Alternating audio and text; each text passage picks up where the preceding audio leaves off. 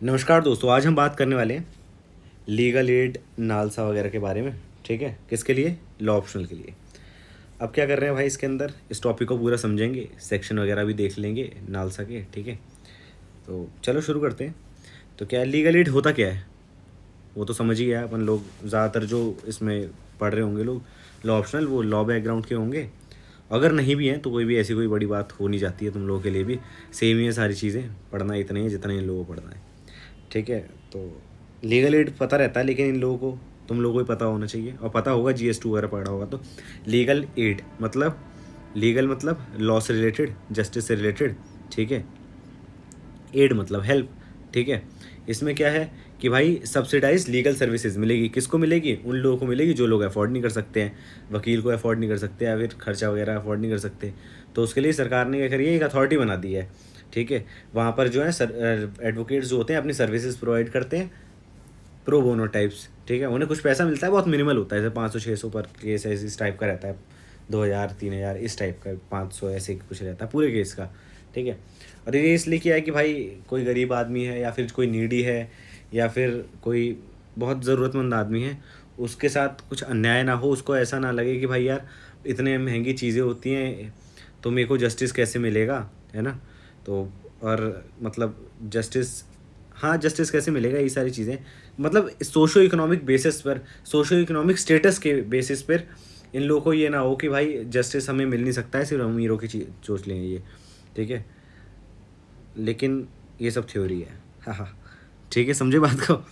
तो अब किस किस को मिल सकता है, आगे देखेंगे किस किस को मिल सकता है, लेकिन एक ब्रॉड चीज़ रखो दिमाग में कि गरीब आदमी है उसको मिल सकता है। ठीक है, और कौन है, क्रिमिनल केस है फॉर एग्जांपल, तो जो एक्यूज्ड है, ठीक है, वो भी कर सकता है, ले सकता है। कि अगर उसको कोई वकील नहीं मिल रहा है, सबने मना कर दिया, तो भाई कोर्ट जो है वो अलॉट कर देगी कि भाई चलो ये वकील साहब तुम्हारा लड़ेंगे। ठीक है, समझे। यही सब बातें, इसके लिए एक एक्ट बना दिया गया, लीगल सर्विसेज अथॉरिटी एक्ट। ठीक है, जो इन सब चीज़ों को एड्रेस करता है। अब इसका कॉन्स्टिट्यूशनल बेसिस देख लेते हैं। हर चीज़ का कॉन्स्टिट्यूशनल बेसिस होता है, कि लीगल एड का भी कुछ रहा होगा कि बेसिस मतलब कि फाउंडेशन कहाँ से आई। लीगल एड एक तो, एक लीगल एड एक तरीके की बिल्डिंग है। ठीक है, लेकिन उसका नीचे का बेस क्या है, किस किस किस थीम की वजह से, किस वजह से, संविधान के कौन से आर्टिकल इसको पावर दे रहे हैं। ठीक है, वो देख लें। आर्टिकल 14 है, इक्वालिटी बिफोर लॉ। सही बात है भाई, एक आदमी है जिसके पास पैसा है, दूसरा आदमी इसके पास पैसा नहीं है, तो इन दोनों को पैरिटी पे लाना पड़ेगा ना। अब दोनों को, अमीर आदमी हो तो कोई अच्छा लॉयर कर लेगा, उसको जस्टिस मिल जाएगा। गरीब आदमी है बेचारा, वो कहाँ से करेगा? अच्छा तो छोड़ो, कोई लॉयर कैसे करेगा? अब उसको पैसा देना पड़ेगा ना, पैसा देने पड़ेगा, तो उसके पास पैसा तो है नहीं, तो क्या करेगा कि भाई लीगल एड से लॉयर ले लेगा। इससे क्या हो रहा है, दोनों एक दूसरे के साथ पैरिटी पे आ जा रहे हैं, अमीर गरीब इसके मतलब नहीं है। यहाँ पर क्या हो जा रहा है भाई, जस्टिस मिल जा रहा है गरीब आदमी को या अमीर आदमी को। ये दोनों किस पे आ गए, पैरिटी पे आ गए। समझ लो कि एक तरीके का तराजू है, वो जो दो साइड वाले तराजू होते हैं। एक साइड अमीर बैठा था, ठीक है, वो साइड नीचे थी, और एक साइड गरीब कोई आदमी था, नीडी आदमी था, जहाँ पर जो साइड ऊपर थी। ठीक है, अब लीगल एड लाकर इन दोनों को एक बराबर तौल दिया गया है। ठीक है, फिर है आर्टिकल 21। इसमें क्या है, right to life and personal liberty. सही बात है कि Menaka Gandhi versus Union of India में सुप्रीम कोर्ट ने जो है इसको ना क्या बोलते हैं, राइट टू लाइफ को, right to life and personal liberty, या फिर आर्टिकल 21 को काफ़ी ब्रॉडन कर दिया था कि भाई प्रोसीजर जो होता है रीजनेबल, फेयर और जस्ट होना चाहिए। अब फेयर और जस्ट कैसे होगा और रीजनेबल कैसे होगा जब वकील ही नहीं है आपके पास? तो फॉर एग्जांपल आप हो, और आप हो, आप एडवोकेट नहीं हो। ठीक है, आपको समझ नहीं है लॉ की। तो अब एडवोकेट जो होते हैं, कहीं कहीं हम जो जो नए बच्चे आते हैं, इन्हीं लोगों को समझने में, सीखने में कितना समय लग जाता है। लेकिन अब समझो कोई नया बंदा ही है जिसका केस चल रहा है, वो तो कैसे करेगा सारी चीज़ों से, कि समझ कैसे आएंगी? तो उसे करना पड़ेगा कुछ। उसके लिए या तो पढ़े, ठीक है, या तो दूसरे आदमी को पैसा देकर हायर कर ले, है ना। तो रीजनेबल, फेयर और जस्ट हो जाएगा। इसीलिए सरकार क्या करती है, वही लीगल एड ले आती है कि भाई लो यार, तुम लोग ज़रा सारी चीज़ें ये देखो। वकील से कहती है, ये देखो यार, इंसाफ का केस देखो। ठीक है, समझे, समझ गए। और एक बात और है कि भाई principle of natural justice follow नहीं हो पाएगा ना। मतलब दोनों साइड को सुनना होता है, दोनों साइड को सुनने के लिए एक साइड बात अपनी ना रख पाए, दूसरी साइड रख दे। ठीक है, और वो इस वजह से नहीं रख पा रही क्योंकि भाई वो ट्रेंड नहीं है लॉ में, या फिर उसके पास वकील नहीं है। तो ये तो गलत चीज़ हो गई ना। तो ये रहता है। फिर आर्टिकल 39A है, जिसमें इक्वल जस्टिस और फ्री लीगल एड के बारे में बात हुई है। ये कि 39A देख रहे हो, ए लगा इसके आगे, मतलब कोई कॉन्स्टिट्यूशन अमेंडमेंट होगा। कौन से कॉन्स्टिट्यूशन अमेंडमेंट है? 39A, 42nd कॉन्स्टिट्यूशन अमेंडमेंट है। समझे बात को? समझ गए। अब देख लो यहाँ पर क्या लिखा है, एक्सप्लिसिटली लिखा हुआ है, सामने लिखा हुआ है क्या कि फ्री लीगल एड होना चाहिए। अब देखो हम पढ़ देते हैं, ये जो मैंने यहाँ पर मेंशन कर दिया है, the state shall secure that the operation of legal system promotes justice on the basis of equal opportunity and shall in particular provide करे क्या चीज़, free legal aid by suitable legislation और scheme in any other way. ठीक है, to ensure that opportunities for securing justice are not denied to any citizen. किसके लिए है? किसके लिए? Citizen, by reason of economic और अदर डिसेबिलिटीज़। ठीक है, भले डीपीएसपी भाई इन्फोर्सेबल नहीं है कोर्ट पे, लेकिन डीपीएसपी के ज़रिए एक लॉ बनाकर तो इन्फोर्स किया जा सकता है ना, तो वही कर दिया गया है। ठीक है, तो ये भी एक तरीके का क्या हो जाता है, बेस बन जाता है, क्योंकि डीपीएसपी भी फंडामेंटल है ना गवर्नेंस के अंदर। तो ये सारी चीज़ हो गई। फिर है आर्टिकल 22 का सब क्लॉज 1। ठीक है, right to legal representation. Article 22 से क्या कहता है, गारंटी करता है कि कोई भी इंसान है, ठीक है, उसको मतलब डिनाई ना हो राइट टू कंसल्ट, अपने लीगल प्रैक्टिशनर जो है उससे डिफेंड होने का राइट है उसे, है ना। मतलब वो वकील हायर करे और फिर वो वकील साहब उनको डिफेंड करें। ठीक है, वो कंसल्ट कर पाए वकील साहब को। तो यही सब चीज़ें हैं, तो समझ गए। अब इन जो आर्टिकल्स बताएं भाई जाके बेयर एक्ट में पढ़ना। ये GS2 वाला नहीं है, ये लॉ ऑप्शनल है। ये तुम्हें हो सकता है कि तुम्हें कई सारे आर्टिकल्स याद ना हो अभी, लेकिन याद करने पड़ेंगे। ठीक है, ऐसा नहीं है सारे याद करने पड़ेंगे और वर्बेटिम याद करने पड़ेंगे भाई, लेकिन याद करने पड़ेंगे। उसका मेजर थीम क्या है वो याद करना पड़ेगा और उसको आंसर के अंदर कोट करना पड़ेगा। भले लोग कहते हो भाई नहीं डालना चाहिए, कुछ नहीं, मत करो, कोई दिक्कत नहीं है, तो GS2 नंबर जैसे GS2 में जैसे आते हैं वैसे नंबर आएंगे, और वैसे नंबर आएंगे तो सिलेक्शन तो भूल ही जाओ, क्योंकि ऑप्शनल पेपर है ना भाई। समझ गए? समझ गए। अब क्या देखना है, जुडिशियल इंटरप्रिटेशन किसका? लीगल एड का। मतलब सुप्रीम कोर्ट ने, हाई कोर्ट ने, या फिर ओवरऑल जुडिशरी ने कैसे इसके स्कोप को मतलब क्या बोलते हैं एक्सपेंड किया है ना, किस तरीके से जुडिशरी देखती है, किस तरीके से जुडिशरी ने इसको शेप किया है, ये सारी चीज़ें। अब सारे जो केस अभी यहाँ पर हम पढ़ेंगे उसमें ये मत सोचना कि रटना है सारे केसेस को। हाँ, कुछ केसेस हैं जिसको याद करना है और मेजर थीम याद करनी है कि अच्छा ये चीज़ हुआ था और ये चीज़ सुप्रीम कोर्ट ने वर्डिक्ट दे दिया था। ठीक है, या फिर ये जजमेंट पास कर दी थी सुप्रीम कोर्ट ने। तो इतना देखना है। पहला तो यही है, हुसैन आरा खातून versus state of Bihar. Legal aid आता है, PIL आता है, ये सारी चीज़ों में मतलब ये हुसैन आरा खातून वर्सेस स्टेट ऑफ बिहार का केस काफ़ी फेमस है। ठीक है, अब क्या था कि सुप्रीम कोर्ट ने ऑब्जर्व किया कि benefit of legal process can not be extended to poor unless there is a national wide legal service program to provide free legal aid. सही बात है। अब इसमें कहा, सुप्रीम कोर्ट ने कहा कि भाई जो लीगल एड है ना, या फिर लीगल प्रोसेस से कैसे गुजरना है, ये सारी चीज़ें जो भी हैं वो गरीबों को तब तक हासिल नहीं हो सकती जब तक एक ओवरऑल लेवल पर, मतलब एक नेशन लेवल पर, ठीक है, कोई ऐसी बॉडी ना हो, कोई ऐसी अथॉरिटी ना हो, या फिर कोई ऐसा प्रोग्राम ना चले तब तक।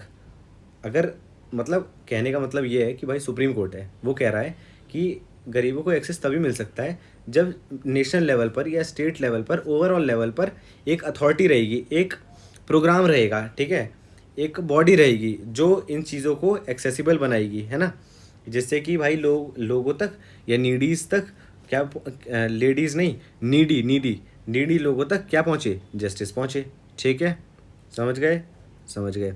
नीचे सिग्निफिकेंस पे लिखा हुआ है, इसको पढ़ लेना, हर एक के साथ लिखा है मैंने, लेकिन ठीक है, ऐसा कुछ पागलपन नहीं होना चाहिए इसके पीछे कि भाई याद नहीं हो रहा यार, कैसे याद करना है, इतना सारा कंटेंट दे दिया है। अरे भाई इसका, और हाँ, मैं कंटेंट इसलिए नहीं प्रोवाइड करता भाई कि इसको ना एक बार देखो लेक्चर को, फिर दूसरी बार देखो, फिर उसके बाद आंख बंद करके, पहले मैं भी नहीं करता था, ठीक है, ये चीज़ जो एक्सरसाइज बता रहा हूँ ना, पहले मैं भी नहीं करता था 2 अटैम्प्ट तक, लेकिन फिर मेरे को लगा कि यार कुछ लोग जो बता रहे हैं क्या पता ठीक ही बता रहे हो, क्योंकि नंबर आ नहीं रहे थे ढंग से। तो क्या किया कि भाई जैसे कोई भी कंटेंट पढ़ लिया तो उसको एक सफ़ेद कागज़ पे, सफ़ेद नहीं तो पीले कागज़ पे, जिस मर्जी कागज़ पे रखो यार तुम, ठीक है, नोट करने की कोशिश करो। अब नोट करोगे तो तुम्हें याद रहेंगी चीज़ें कि भाई क्या चीज़ याद रही, क्या चीज़ भूल गया। जो चीज़ भूल गए उसको लाल पेन से लिख देना उस जगह पर, और जो चीज़ याद रही वो तो ब्लैक पेन से तुमने लिखा ही हुआ है। ठीक है, तो आखिरी समय पर तुम्हें सिर्फ लाल वाली चीज़ें याद करनी पड़ेंगी। तो ये मैंने एक तरीका बता दिया है याद करने का, बहुत अच्छा तरीका है, मजाक नहीं कर रहा, बहुत मेहनत लगती है कसम से भाई, कसम से बहुत मेहनत लगती है, लेकिन एक बार करना सीख गए तो इससे बढ़िया लत लग जाएगी तुम्हें ये करने की, कसम से लत लग जाएगी भाई। लगेगा कि यार पढ़ूँ और तुरंत लिख दूँ, पढ़ूँ लिख दूँ, पढ़ूँ लिख दूँ, ठीक है। और फिर उसके बाद क्या करना कि भाई लिखने की भी ज़रूरत नहीं रहेगी, फिर दिमाग में याद करने की कोशिश करना, आंख बंद करके आंख खोल कर कैसे भी करके दिमाग में याद करने की कोशिश करना, और होता है याद, मजाक नहीं, मुश्किल है ये चीज़, लेकिन हाँ होता है, मैंने देखा है, करते हुए भी देखा है। मैं अभी प्रैक्टिस कर रहा हूँ है ना, तो यहीं पर दिल्ली हाई कोर्ट वगैरह में, तो मेरे को ऐसे कई सारे सेक्शंस नहीं याद होते, या फिर चार्जशीट वगैरह पढ़ता हूँ तो ऐसी बहुत सारी चीज़ें रहती है दिमाग में, तो मैं यही करता हूँ कि भाई हमेशा हर चीज़ तो नहीं लिख पाऊँगा, तो क्या है दिमाग में ही दोहराता रहता हूँ उन चीज़ों को, तो चीज़ें याद हो जाती हैं काफ़ी हद तक, मतलब 70-80%, 90% तक भी याद हो जाती हैं, ठीक है। वर्बैटिम तो खैर किसी को नहीं याद होता यार, जब तक तुम कृष्णा हो। फिर है खत्री वर्सेस, खराब जोक्स मारता हूँ लेकिन कोई नहीं, अब देख भी तो नहीं पा रहा तुम लोग हंसते हो नहीं हंसते, ठीक है। Khatri versus state of Bihar 1981 का केस है ये। इसमें क्या है कि सुप्रीम कोर्ट ने एक्सटेंड कर दिया क्या चीज़, obligation of state to provide free legal aid not only during the trial but also the pre trial stage, मतलब कि भाई जब एक्यूज़ को मजिस्ट्रेट के पास पहुंचाना है उससे पहले, ठीक है, या फिर एक्यूज़ को या फिर जो भी नीडी आदमी है या महिला है उनको कंसल्टेशन करना है, कोई लीगल सलाह चाहिए उसके लिए भी, तो ये सारी चीज़ें रहती हैं, ठीक है। रेशनल क्या है इसके पीछे का कि accuse person is most vulnerable at the initial stages of the legal process such as during remand hearing, सही बात है। अब किसी पर अचानक से केस होता है ना तो वो बहुत घबरा जाता है, उसको समझ ही नहीं होता कि भाई करना क्या है, लेकिन जब केस चलने लगता है तो उन लोगों को भी समझ आने लगता है कि अच्छा इसके बाद ये प्रोसेस, इसके बाद ये प्रोसेस है और अब ये चीज़ होने वाली है। लेकिन लेकिन लेकिन लेकिन इसके मतलब इसके मैं कह रहा हूँ कि जब स्टार्टिंग होती है तो आदमी को समझ नहीं आ रहा होता है, तो चीज़ें थोड़ा वैसे हो जाती हैं लोगों के अंदर कि भाई क्या है क्या नहीं है, क्या करना है, तो उसके लिए एक वकील साहब होने चाहिए कि भाई बता दें कि क्या चीज़ें होंगी क्या चीज़ें नहीं होंगी, ठीक है। फिर वही नीचे सिग्निफिकेंस लिखा है, ये भी तुम लोग पढ़ लेना, मैं जान के नहीं पढ़ाता हूँ, ऐसी चीज़ें नहीं पढ़ाता हूँ जो तुम खुद भी कर सकते हो, इसलिए कि भाई तुम लोग का भी मतलब क्या बोलते हैं दिमाग प्रोसेस करता रहेगा, अच्छा ये बता दिया और फिर ध्यान खिंच जाता है कि अच्छा सिग्निफिकेंस नहीं बताया, आदमी को पढ़ना पड़ेगा, तो पढ़ लिया तुरंत, ठीक है।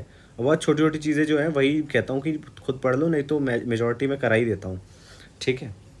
और लॉ ऑप्शनल तो खैर मेरे पे छोड़ ही सकते हो यार, एडवोकेट आदमी हूँ तो पढ़ा दूँगा, अच्छा विश्वास रखना। तुम लोग भी एडवोकेट हो गए जहाँ तक लगता है, बताना कि कितने लोग हो कितने लोग नहीं हो, या कमेंट वमेंट तो करते नहीं हो तुम लोग, खैर क्या ही उम्मीद रखूँ, नहीं रख लेता हूँ उम्मीद, उम्मीद पर दुनिया कायम है। फिर है Sukhdas versus union territory of Arunachal Pradesh 1986 का केस है। Supreme Court held that provision of legal aid does not depend on whether the accused has applied for it, सही बात है, मतलब कि भाई आदमी देखो अप्लाई किया हो ना किया हो, गरीब आदमी है, ठीक है, लीगल अब खड़ा है कोर्ट में, ठीक है, तो अब उसको चाहिए ही चाहिए, भले वो बोले ना, जज साहब को दिखना चाहिए, ये मतलब एक डायरेक्शन रहती है, सुप्रीम कोर्ट की डायरेक्शन थी ये, ठीक है, कि भले तुम लोग लोअर कोर्ट के लिए भी थी, सबके सभी कोर्ट के लिए थी, कि भाई भले तुम लोगों को लग रहा हो कि ये आदमी खुद रिप्रेजेंट कर रहा है या फिर इसने अप्लाई नहीं किया है, लेकिन तुम लोग आगे चढ़कर इससे पूछो कि भाई तुझे चाहिए तो नहीं चाहिए, है ना, वो बोलेगा ही चाहिए, क्योंकि उसके पास कोई और चारा नहीं है ना कि तुम्हें वकील साहब कराए थे बोल दो, तो क्योंकि उसका खुद का वकील तो है नहीं, तो तुम लोग बन जाओ वकील, ऐसा कह सकते हैं, ठीक है।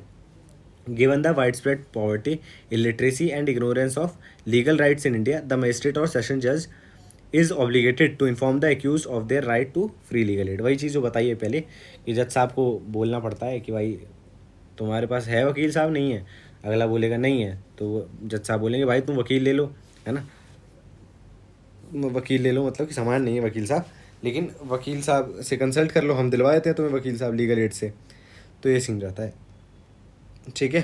अब रेशनल क्या है कि कई सारे, रेशनल मतलब इसके पीछे का लॉजिक क्या है, लॉजिक ये है कि भाई तुम्हें और मुझे पता है कि भाई लीगल एड जैसी चीज़ होती है, लेकिन गरीब आदमी को, इलिटरेट आदमी को, जो कभी कोर्ट कचहरी गया नहीं या इसका इससे कभी कोई वास्ता नहीं, घर में भी तुम आसपास भी बहुत लोगों को देख लोगे, पता नहीं होगा कि अच्छा लीगल एड भी कोई चीज़ होती है क्या भाई, तो उन लोगों को पता नहीं होता, तो समझाने के लिए, इन्फॉर्म करने के लिए होती है ये सारी चीज़ें, ठीक है। फिर है Menaka Gandhi versus Union of India, Supreme Court held that the procedure under article 21 must be reasonable, ये तो पढ़ ही लिया ऊपर अपन ने, अब क्या देखना है बताओ भाई, स्टैट्यूटरी प्रोविजन किसके लिए, लीगल एड के लिए। अभी वो एक्ट नहीं है लीगल सर्विसेज अथॉरिटी वाला, वो नहीं है, ये है कि भाई लीगल एड के लिए कॉन्स्टिट्यूशन प्रोविजन तो देख लिए, अब स्टैट्यूटरी प्रोविजन तो देख लें कि भाई इसके पीछे कोई लॉ तो नहीं काम कर रहा है। देख लेते हैं वो क्या है, BNSS का, भारतीय न्याय सुरक्षा संहिता। ये किस इस BNSS जो है, भारतीय न्याय सुरक्षा संहिता, ये किसको रिप्लेस किया है इसने, CRPC को रिप्लेस किया है, ठीक है। Section 340 sub clause 1। अब इसमें क्या दे रखा है, इसमें दे रखा है कि right to free legal aid, ठीक है। एक सेकंड रुकना यार।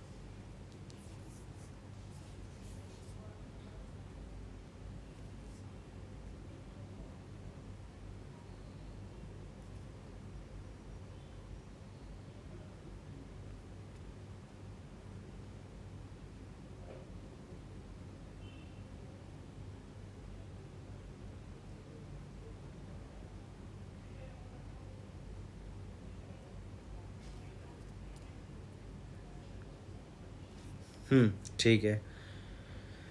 हाँ, ठीक है। वो थोड़ी सी क्या मतलब लाइट चली गई थी, इसलिए ये ज़रा, ये टॉर्च क्या बोलते हैं यार, ये जो भी है, ये इमरजेंसी लाइट ये जला रहा था, गर्मी लग रही है। ठीक है, देख लो कि क्या लिखा है कि भाई वेयर इन अ ट्रायल और appeal before a court the accused is not represented by an advocate and where it appears to the court that the accused has not sufficient means to engage an advocate, the court shall assign an advocate for his defense at the expense of the state। सही बात है, ठीक है, वही चीज़ है कि भाई court provide करेगी।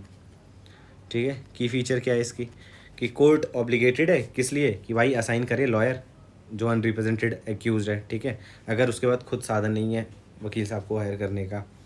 अब ये बोथ ट्रायल और अपील दोनों पर ही सब पे लागू होता है, जिससे कि कॉम्प्रिहेंसिव कवरेज हो जाए। ठीक है, ट्रायल चला और ट्रायल में नहीं आया मन मुताबिक फैसला तो अपील होती है, तो उसी बारे में है कि भाई कॉम्प्रिहेंसिव बता दे कि भाई ट्रायल में तो रहा लेकिन कवरेज क्या बोलते हैं ये अपील के अंदर नहीं दे रहे हैं। ठीक है, the state bears the cost of providing legal representation making it public funded initiative. सही बात, ये भी समझ ही आ गया होगा कि अब पैसा आएगा कहाँ से, सरकार खुद कमाती है, नहीं कमाती, सरकार की बिजनेस है, नहीं है कुछ, अरे ऐसा नहीं है, बिल्कुल ही नहीं है, चलती है सरकारी कंपनी भी चलती है, मिनी रत्ना महारत्ना ऐसी कंपनीज हैं, लेकिन मैक्सिमम पैसा सरकार के पास कहाँ से आता है, उनसे आता है, नहीं हम लोग जो टैक्स भरते हैं उससे आता है। और इसी से जो वकील साहब को जो 500 600 हज़ार 2000 रुपये मिलेंगे ना, तो उसका वही है ये कि भाई वो जो मिलेंगे वो स्टेट बियर करता है, स्टेट मतलब एक तरीके से टैक्स पेयर का ही मनी है यार, तो इसीलिए पब्लिक फंडेड इनिशिएटिव बोला जाता है।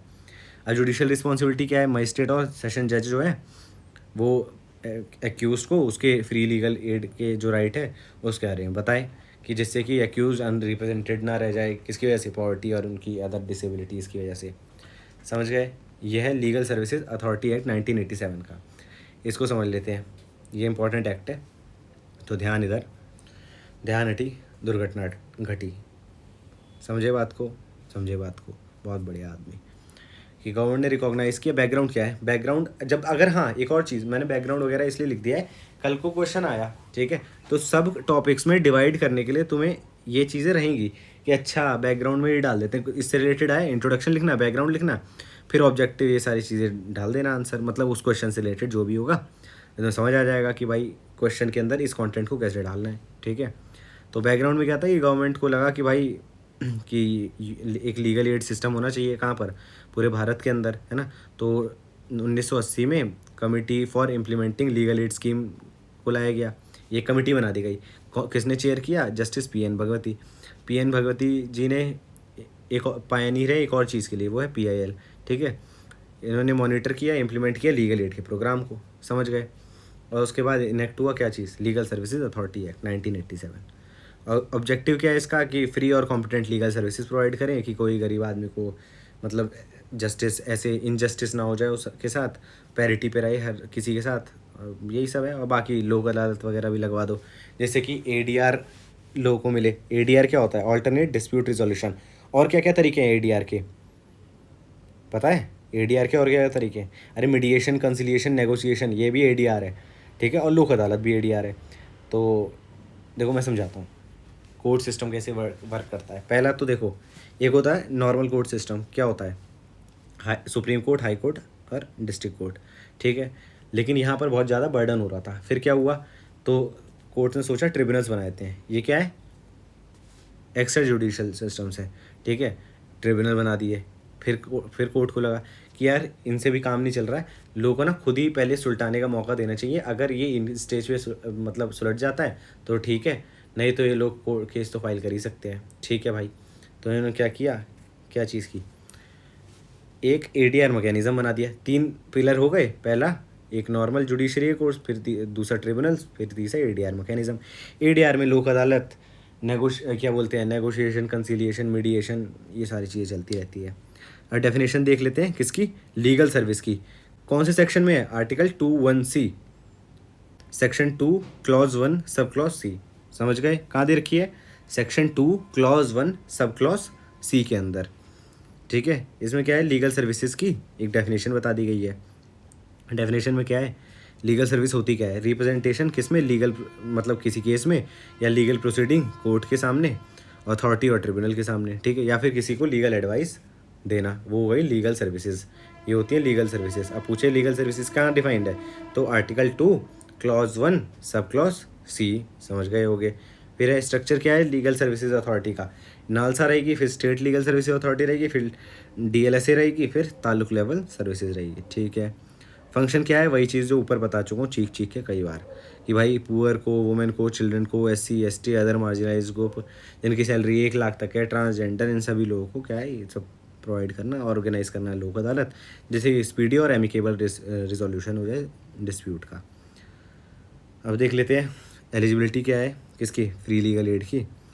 देखो ये सारी चीज़ें हैं जो बता चुका हूँ पहले ही, कि एनुअल इनकम जो है बिलो अ स्पेसिफिक थ्रेशोल्ड, और ये हर स्टेट के हिसाब से रहती है, लेकिन एक एवरेज जो माना जाता है 1 लाख रुपए माना जाता है पूरे साल का एनुअल इनकम बोला है ना। फिर एससी एसटी लोगों को मिलती है, women, children, person with disabilities, victim of human traffic, bonded, मतलब जो भी थोड़ा वल्नरेबल सेक्शन है ना, उन लोगों को एक्सेस दिया जाता है। ठीक है, स्कोप क्या है, यही सारी चीज़ें यार, कि लीगल एडवाइस मिलेगी, काउंसलिंग मिलेगी, ड्राफ्टिंग मिलेगा, ये सारी चीज़ें हैं, और क्या रिप्रेजेंटेशन हो जाएगा कोर्ट्स में। तो ये पढ़ाने की ज़रूरत तो है नहीं। खैर, फिर है लोक अदालत, देख लेते हैं क्या होता है, पता ही होगा लोक अदालत। ये बताना कितने कितने समय पर लगती है, 1 साल में कितनी बार लगती है लोक अदालत। ठीक है, एक यूनिक फीचर है इस एक्ट का, क्या प्रोवाइड करता है, ऑल्टरनेटिव डिस्प्यूट रिजोल्यूशन। ये ट्रेडिशनल कोर्ट से हट के यहाँ पर थोड़ा आराम से जो डिस्प्यूट है वो सॉल्व हो जाए। ठीक है, फीचर क्या है, एक इन्फॉर्मल और फ्लेक्सिबल रहता है, कि कोई स्ट्रिक्ट एडियरेंस नहीं होती किससे, प्रोसीजरल लॉ से। मतलब जो सीआरपीसी है ना, या फिर ये सीपीसी या प्रोसीजरल लॉ है, कि प्रोसीजर क्या फॉलो होगा किसी ट्रायल में, किसी केस के अंदर प्रोसीजर क्या फॉलो होगा, तो उसको हटाकर एक प्रिंसिपल ऑफ नेचुरल जस्टिस को रखकर, ठीक है, बेसिस पे एक डिसीजन पे आना, एक जजमेंट पास करना, ये इस पे काम करता है कि इन्फॉर्मल और फ्लेक्सिबल रहता है। और जो जजमेंट कह रहा हूँ, अवार्ड्स जो होते हैं जो लोक अदालत मतलब पास करती है, वो फाइनल होते हैं और बाइंडिंग होते हैं। ठीक है, और किसके इक्विवेलेंट होते हैं, decree of a civil code, मारो डिक्रो, मारो डिक्री, वो वाला नहीं, डिक्री। ठीक है, वो अच्छा बताना, जजमेंट, ऑर्डर, डिक्री, ये सब में क्या फ़र्क होता है, यही सवाल पूछता रहता हूँ मज़े मज़े में। They are particularly effective in resolving dispute related to family matters, motor vehicle accident, insurance claim and other civil dispute. क्योंकि ये सब जितनी जल्दी ये सब कोर्ट में जाते हैं तो लटके रहते हैं और फालतू जीवन ख़राब होता है लोगों का। इससे बढ़िया भाई आओ, ये छोटे मोटे मामलों ये जो सब है एक जगह आओ और जल्दी जल्दी सुलटा दो इसको। ठीक है, तो ये है खेल इसका। Legal awareness programs, act mandate करता है legal services authority to conduct legal literacy and awareness campaign to educate people about their legal right and the availability of free legal aid. समझ गए, समझ गए। Role of judiciary in ensuring legal aid.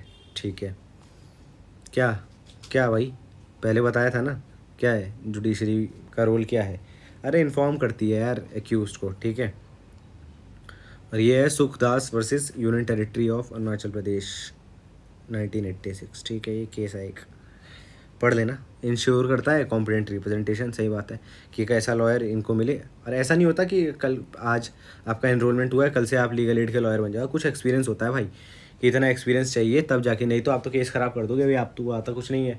ठीक है, आपने तो पूरा case को मतलब ऐसी की तैसी कर दी।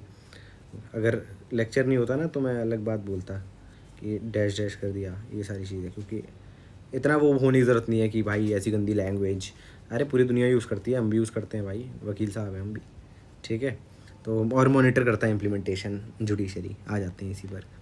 चैलेंजेस क्या आ जाएंगे भाई? अवेयरनेस नहीं है, सही बात है। फंडिंग नहीं है, सही बात है। क्वालिटी ऑफ लीगल सर्विस नहीं है, हाँ, क्योंकि भाई कई बार होता है कि लीगल एड लॉयर जो होते हैं सब स्टैंडर्ड होते हैं। क्यों? अरे जिनको कोई केस नहीं दे रहा होता, वो कई बार वो होता है कि भाई कुछ तो पैसा आएगा, तो लीगल एड में चले जाते हैं कि भाई सेवा भी हो जाएगी लोगों की, ऊपर से पैसा भी कुछ भले कम ही सही, नहीं कुछ तो आएगा, ठीक है भाई। और ऊपर से अकाउंटेबिलिटी भी नहीं रहती है, ठीक है। और वो क्या है, चैलेंजेस क्या है? ओवरबर्डन है जुडिशरी, ठीक है, जिसकी वजह से हर चीज़ को ये लोग क्या बोलते हैं, इम्प्लीमेंट होते हुए देख नहीं पाते हैं, मतलब इंश्योर नहीं कर पाते हैं, ठीक है। बाकी सोशल स्टिग्मा तो है ही है कि कुछ इंडिविजुअल जो है वो अगर फ्री लीगल एड ले लेते हैं तो आदमी को गरीब साबित हो जाता है कि भाई गरीब आदमी है यार, तुमसे तो ये भी नहीं होता। अब मेजर क्या है, क्या करने के लिए? स्ट्रेंथन करने के लिए लीगल एड क्या करना है? इंक्रीज़ करनी है अवेयरनेस कैंपेन, ठीक है। और क्या करोगे? कैपेसिटी बिल्डिंग करोगे। और क्या करोगे? Educate funding, technology integration, monitoring and accountability, ये सारी चीज़ें हैं, ठीक है। समझे? समझ गए। अब आ जाते हैं सेक्शन 3 पर। नालसा बता रखा है इसके अंदर कि कॉम्पोजिशन नालसा का, ठीक है। कौन बनाएगा? सेंट्रल गवर्नमेंट बनाएगी। सेक्शन 3 के अंदर है, बताना section 2 clause 1 sub clause C में क्या बता रखा है। मैं बताऊँ क्या बता रखा है? लीगल सर्विसेज बता रखी हैं, ठीक है। याद हो गया? याद हो भी जाना चाहिए। और क्या है सेक्शन 3 में क्या बता रखा है कि नालसा क्या है, ठीक है। ठीक है, याद हो गया, बहुत बढ़िया। मेंबर्स कौन कौन है? अब भाई जुडिशरी से रिलेटेड बात है। सबसे पैटर्न इन चीफ कौन होंगे? लॉजिकल बात है, चीफ जस्टिस ऑफ इंडिया होंगे, क्योंकि वो हाईएस्ट अथॉरिटी है जुडिशरी में भी, इसीलिए ओवरसी कर रहे हैं नालसा को, ठीक है। एग्जीक्यूटिव चेयरमैन कौन होगा? अरे कोई भी सर्विंग या फिर रिटायर्ड जज, किसके? सुप्रीम कोर्ट जी के कह रहा हूँ, सुप्रीम ऑनरेबल सुप्रीम कोर्ट के, ठीक है। और कौन नॉमिनेट करेगा इनको? प्रेसिडेंट साहब करेंगे। किसके कंसल्टेशन में करेंगे? चीफ जस्टिस ऑफ इंडिया के कंसल्टेशन में करेंगे, ठीक है। और अदर मेंबर्स देख लेते हैं। Individuals with prescribed qualification and experience nominated by the central government in consultation with the chief justice of India, ठीक है। पर्पस बता ही दिया है, देख लेना क्या है पर्पस तुम लोग भी। फिर फंक्शन देख लेते हैं इसका, सेक्शन 4 नालसा का सेक्शन 4 में दे रखा है कि भाई NALSA is tasked with a wide range of function to ensure the effective implementation of legal aid and justice delivery programs, ठीक है। अब की फंक्शन क्या है इसके? फॉर्मुलेट करता है स्कीम किसके लिए? मार्जिनलाइज्ड ग्रुप के लिए। मतलब आइडेंटिफाई करता है कि स्पेसिफिक कैटेगरी किसकी? मार्जिनलाइज की, एक्सक्लूडेड ग्रुप की, मतलब SC ST या फिर वुमेन, चिल्ड्रन या फिर ट्रांसजेंडर्स, ये इन सबको आइडेंटिफाई करता है कि कौन कौन एक मार्जिनलाइज्ड या फिर एक्सक्लूडेड ग्रुप में आता है, कौन वल्नरेबल सेक्शन है, ठीक है। और उनके लिए कुछ लीगल सर्विस प्रोग्राम बनाता है उनके हिसाब से। महिलाओं के लिए अलग रहेगा, चिल्ड्रन के लिए अलग रहेगा, ट्रांसजेंडर्स के लिए अलग रहेगा, क्योंकि हर किसी को अलग अलग तरीके की चीज़ें झेलनी पड़ती है ना समाज में, इसलिए। और क्या करता है? स्प्रेड करता है लीगल लिटरेसी और अवेयरनेस, ठीक है। ठीक है, मतलब अलग कैसे करता है? अगर कई सारे प्रोग्राम्स चलाता है, ठीक है, वर्कशॉप चलाता है, तो इन सब के ज़रिए कई जगह ये लोग नुक्कड़ नाटक भी ऑर्गेनाइज़ कराते हैं, तो उसके ज़रिए भी ये सारी चीज़ें प्रमोट हो पाती हैं, जैसे कि लेबर से रिलेटेड लॉ, ठीक है, वुमेंस राइट और कंज्यूमर प्रोटेक्शन, ये सारी चीज़ें ऑर्गेनाइज़ करते हैं। लीगल एड कैम्प जो बताई दिया मैंने, अब लीगल वो तो वर्कशॉप बताई थी। लीगल एड कैम्प क्या होता है कि भाई रूरल एरिया में गए, स्लम्स में गए, लेबर कॉलोनीज़ में गए, ठीक है, और वहाँ पर जाके बताया गरीब आदमी को, ठीक है, पुअर सेक्शंस को या फिर वल्नरेबल सेक्शन को, क्या है तुम्हारे पास ये अधिकार है और इस तरीके से तुम्हारा मतलब हम लोग हेल्प कर सकते हैं, ठीक है। और इस तरीके से केस चलेगा, जिसका भी होता है वो आता है, बताता है, हो जाता है काम। एजुकेट करते हैं weaker section about weaker sections को, किसके बारे में? लीगल राइट्स के बारे में, ठीक है। ये बात तो कितनी बार सुन ली होगी तुम लोगों ने, एजुकेट करते हैं, बताते हैं। अंडरटेकिंग सोशल एक्शन लिटिगेशन, मतलब सपोर्ट करता है पब्लिक इंटरेस्ट लिटिगेशन, उसको और भी क्या बोलते हैं? Social action litigation. किस लिए? वीकर सेक्शन के लिए। फॉर एग्जांपल इन्वायरमेंटल प्रोटेक्शन और क्योंकि इन सब का ये जो तुम देख रहे हो ना, कंज्यूमर प्रोटेक्शन या इन्वायरमेंटल प्रोटेक्शन, ये सब का इफ़ेक्ट जो है तुम गरीब आदमी पे देखो ही देखोगे। कोई कंपनी है वो ख़राब चीज़ें बना रही है, ठीक है, तुम्हें मुझे इतना अफेक्ट ना हो, लेकिन किसी पुअर आदमी ने अपनी सैलरी का एक मेजर प्रोपोर्शन खर्च करके उस चीज़ को ख़रीदा और वो चीज़ ठीक नहीं निकली, ठीक है। या फिर इन्वायरमेंट में इतनी सारी चीज़ें हो रही हैं, ठीक है। अब कई लोग होते हैं कि भाई उनके यहाँ पानी सही नहीं आता, ठीक है, हम लोग तो RO लगा सकते हैं, लेकिन जो पुअर सेक्शन है, गरीब आदमी है, वो कैसे करेगा? वो तो डायरेक्ट नल का पानी पीता है, और वो ठीक ना हो तो एनवायरनमेंट से रिलेटेड बात हो गई है ना यार। ऐसी बहुत बहुत सारी चीज़ें रहती हैं। फिर क्या है, एडीआर को प्रमोट करता है और प्रोवाइड करता है ग्रांट इन एड। ठीक है, किसको प्रोवाइड करता है टू किसको मतलब प्रोवाइड करता है फाइनेंशियल सपोर्ट किसको, वॉलंटरी सोशल सर्विस इंस्टीट्यूशन को जो लीगल एड एक्टिविटीज़ में पार्ट लेते हैं, और स्टेट और डिस्ट्रिक्ट लीगल सर्विसेज अथॉरिटी को। ठीक है, समझ गए। स्टेट लीगल सर्विसेज अथॉरिटी देख लेते हैं, सेक्शन 6 में दे रखी है। वही सेम चीज़ें हैं, इसको खैर याद करने की ज़रूरत है नहीं, देख लेना एक बार पॉज करके कि पैट्रन इन चीफ। अरे देखो, वही जैसे नेशनल वाला था वैसे ही स्टेट वाला है। ठीक है, फंक्शन भी उसके सेम ही है, ज़्यादा कुछ है नहीं। ये इसको पॉज करके ना बस अपने नोट्स के अंदर उतार लेना, और कुछ है नहीं इसके अंदर, कसम से कुछ नहीं है भाई, पढ़ के देख लो। जो नेशनल वाला था सेम वैसे ही डीएलएसए और क्या बोलते हैं स्टेट वाला आ जाएगा। ठीक है, ठीक है, ये है। ताल्लुक वाला भी ऐसी ही है, खैर सेम ही है, फंक्शन भी सबके सेम ही है। ठीक है, एलिजिबिलिटी तो पढ़ा दी, कहाँ दे रखी है, सेक्शन 12 में दे रखी है। मतलब एलिजिबल कौन है, मतलब फ्री लीगल एड के लिए किस किस को मिल सकता है, तो बता ही चुका हूँ ऊपर, लेबर वगैरह, विक्टिम्स ऑफ ट्रैफिकिंग और फोर्स लेबर। ठीक है, ये सब है, और क्या है। ठीक है, तो फ्री लीगल एड, नालसा, मतलब लीगल एड और नालसा वगैरह पूरा ख़त्म हो गया यहाँ पर। ठीक है, अब क्या करना है तुम्हें, प्रीवियस ईयर निकालना है, और क्या करना है बताओ, क्या करोगे, सोचो सोचो सोचो सोचो।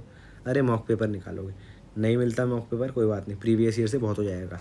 ठीक है, प्रीवियस ईयर के क्वेश्चंस उठाना, ये जो पूरा कंटेंट है इसको उसके अंदर डालने की कोशिश करना, और ढलेगा ये, बस थोड़ी बुद्धि लगाना, थोड़ी सी, मतलब कंटेंट को ऊपर नीचे करना है बस, और कुछ नहीं करना है। ठीक है, समझ गए। और करंट अफेयर पे भाई थोड़ी नज़रें बनाए रखा करो, इससे तुम्हें समझ आ जाएगी कि क्या चीज़ ठीक है क्या चीज़ नहीं है। बस यही है, चलो ठीक है, बाय।